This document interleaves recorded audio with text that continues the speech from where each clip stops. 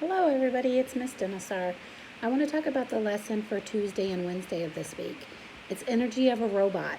And you could create your own robot, or you could just draw your own robot. Either would be fun. So let's go through the directions, which are also posted in your folder. So here you go. Let me turn the camera around. Here you go. You have energy of a robot. So this is integrating science, writing, and art projects. So you'll see here on the left that you have a robot that, let me zoom in just a little bit closer. And they chose 4 types of energy: light energy, sound energy, thermal energy, and mechanical energy. Okay? So this is this person's robot. I would like for you to be creative and make your own robot. It does not need to look like this robot. Be creative and figure out what you can make your robot look like. So here you go. Here's the directions. The robot project is fun and meaningful. A way to access understanding for different forms of energy. In this project, students design and draw a robot that produces at least 3 forms of energy. That's right, you got to have 3 forms of energy. You can finish the activity in 1 or 2 class periods, depending upon the time and availability. We're going to take 2 class periods. We're going to take Tuesday and Wednesday. Please get your parents involved, younger siblings involved to help you with this if you would like. You can finish this activity. Complete the planning pages will be focused with students on specific features of their robots and will allow you access, turn back around, allow you access to understanding the beginning and the final project.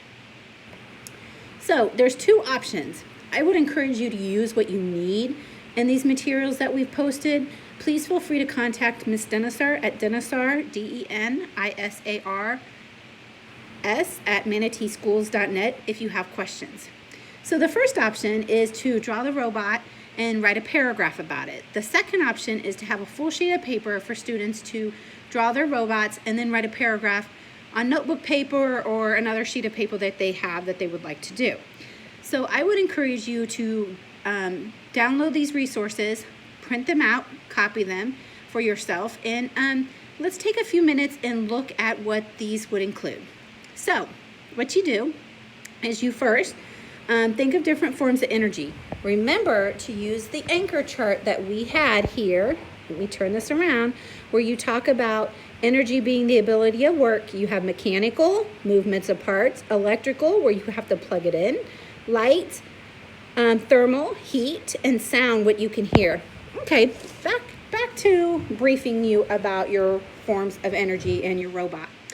So after you do your robot, I think it would be a great idea if you could share it somewhere too, your final project with other people, so we could see each other's robots. Maybe even get ideas from them. So cut and print out the energy review cards. I just did a short review with the anchor chart that we had.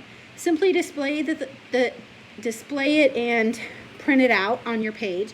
After completing the plans, students will work on the final project. I also want to talk about the rubric. So here we go. Forms of energy. You'll see here, let me turn my picture. You'll see different forms of energy. You've got to be able to identify what type of energy these materials have. What kind of energy would you hear, would you see? And keep in mind that some of them may have more than one type of energy, may produce more than one type of energy. So you can use those. There's 8 of them. I would encourage you to take a sheet of paper and just write down what those are. Okay, so here's a finished example of your project. You notice that it says draw your robot inside the box. So they drew the robot inside the box. It should be colorful and detailed. Write a paragraph describing your robot. Explain the specific features of your robot, including the 3 forms of energy that robot produces. Use correct capitalization at the beginning of a sentence, punctuation at the end, and sentence structure. I'll also notice as you look at this example that they put spaces in between their words. It makes it very easy to read. Okay, so you have my energy robot page. This is one that is, I would encourage you to, if you're using this page, to just think about what you're going to write as far as electrical, sound, and light energy. I would encourage you to draw your picture on the right side of the page over here on the right.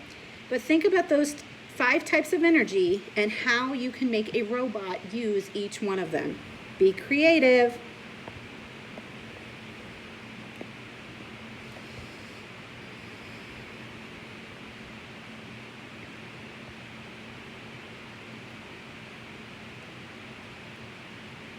So you'll also see the page after that that does not have the types of energy, which would just be the writing page. So I would encourage you to use both of those pages. And then here's just a picture of drawing your page. Page 7 is just drawing your robot. Here is what the rubric looks like. So let's go over the rubric. So your first part is planning. Students use at least 3 forms of energy. Yes, you have to use 3 forms and describe each in detail. Sketch the details and features of your robot on the forms of energy and label it. Make sure you've labeled it. Project page. So the project page is where you do the drawing of the energy robot. Is colorful and it includes details. The more details you include, the better your project is going to be. Sorry about that. The better your project is going to be. Don't forget to write. The writing part of this is the paragraphs explain each feature. So what I would encourage is an introduction. You could do a 5-paragraph essay on this if you'd like.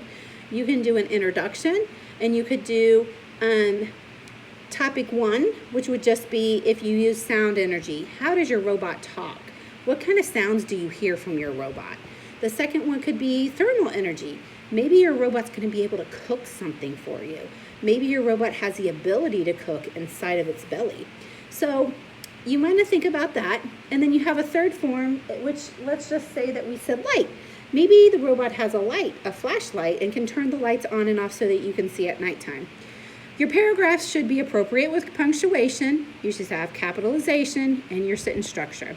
If you have any questions, feel free to contact your teacher at Terra Elementary School, or call Miss Denisar or text Miss Denisar at Denisar, DENIS, at Terra at manateeschools.net.